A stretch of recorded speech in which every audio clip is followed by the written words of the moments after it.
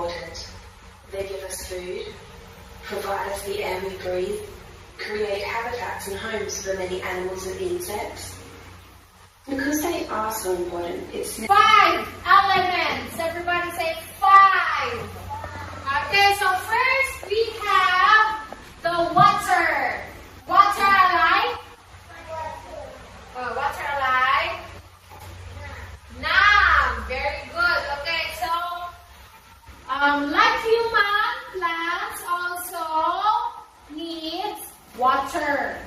Okay, so the first element would be water. So we water our plants every day. Right? Right?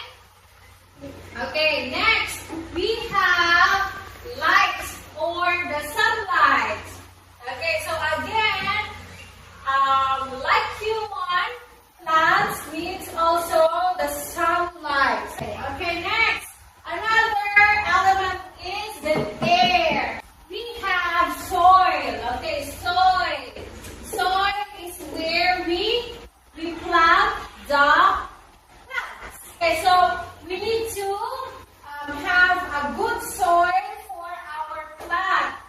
Okay, so different plant needs different types of soil to live.